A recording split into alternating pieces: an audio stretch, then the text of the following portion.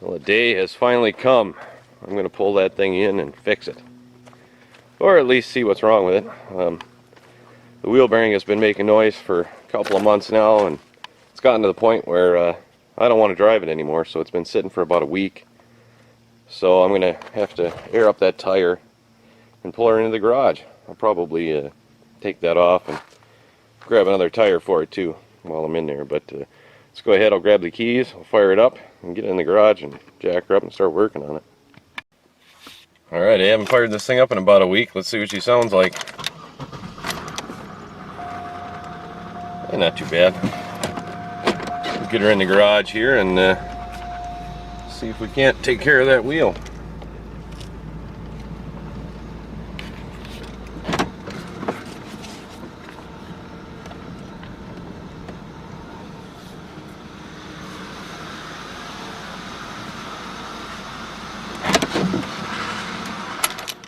Alright, let's jack her up and see what we're working with.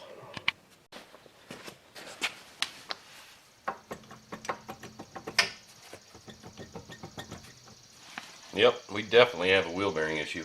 So I'm going to go ahead and take the wheel off and we'll go from there. Get this wheel bearing out and get a new one in there. Well, I've got the wheel off, and at this point you're probably asking yourself, hey, didn't you do this to this car already? Why are you doing it again? And the answer is that whole front assembly there is actually from another car. It's from my brother's Park Avenue.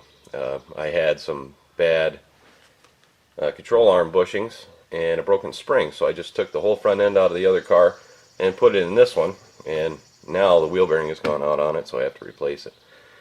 So now that I've got the wheel off, there are two bolts back here that I need to take off, and that'll get the caliper out of the way, and then I'll get this bracket off and the rotor.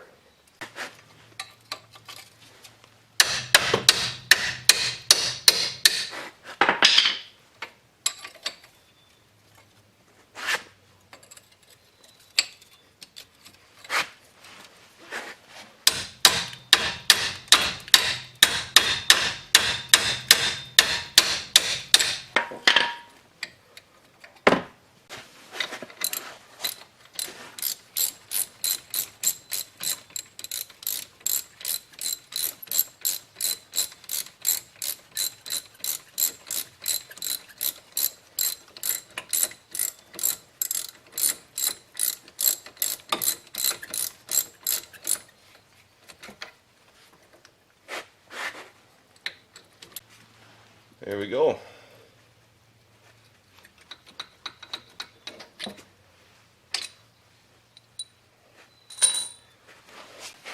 Alright, now that I got them bolts loose, I'm going to go ahead and see if I can pry the brakes over.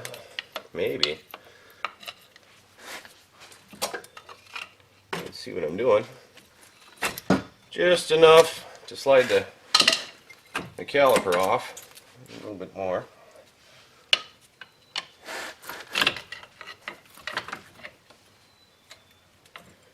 There we go.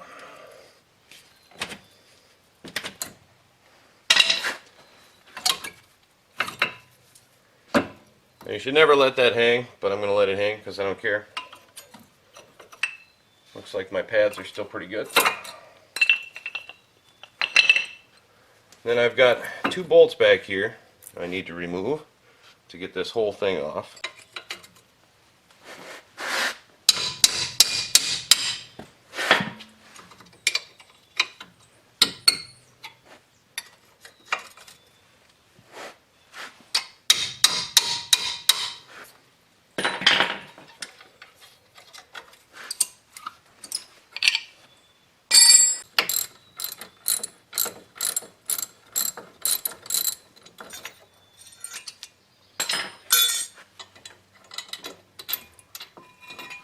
There we go, I got the bracket off. Now the rotor will come off. And now I have three bolts that I have to get to from the back side. If I remember right, they're 12 millimeter. And the toughest one is this top one here, if I remember right. So we're going to have to use kind of a funky extension to get to that. And of course, the spindle nut here has to come off. I'm going to use an impact. If you don't have an impact, you should take that off before you get to this point while the wheel is still on the ground. Alright, I've gone ahead and I've lubricated this. That's not to help break it loose, it's just to make it thread off a little easier once I've gotten it broken loose. So let's see if the impact will do it. That was really easy. I don't think that was quite tight. But now that we've got that off, I'm going to go ahead and take a hammer and a punch and just pop that back to make sure it's loose. Easier to do it now than later.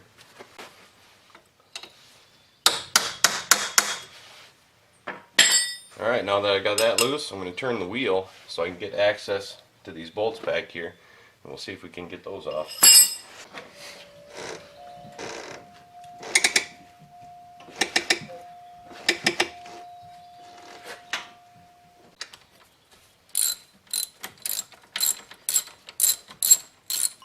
This one here is probably the trickiest one.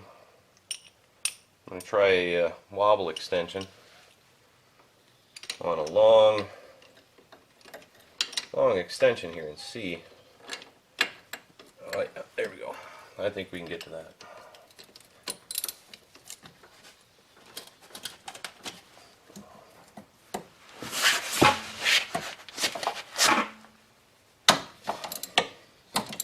There we go.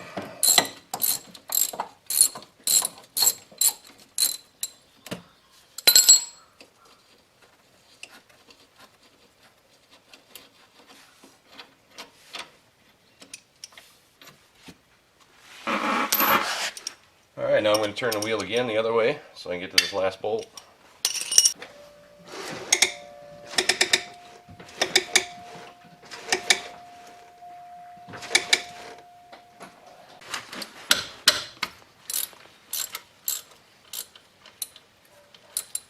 Alright, now that I got that bolt loose, I'm going to go ahead and make sure I've got the ABS sensor unplugged here. And then we should be able to take a hammer to that and pop her off.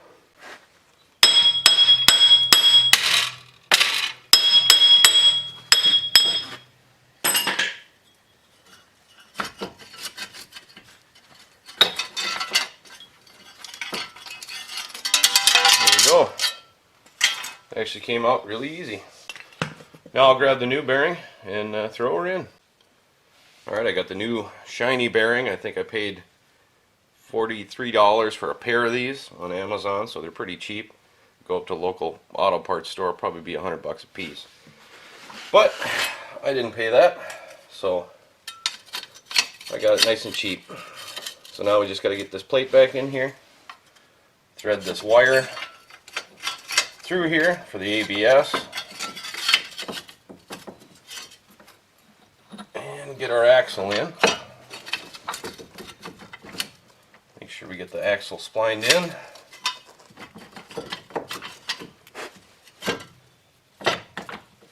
It's a little bit tricky to get all this stuff lined up,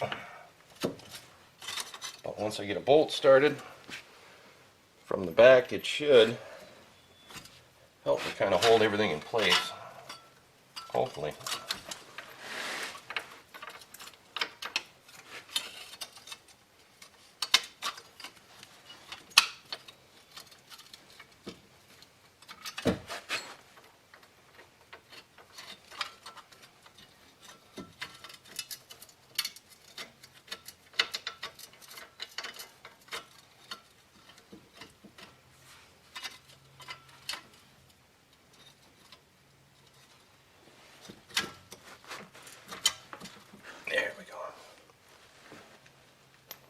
Now I'll just get all the bolts started and throw it back together.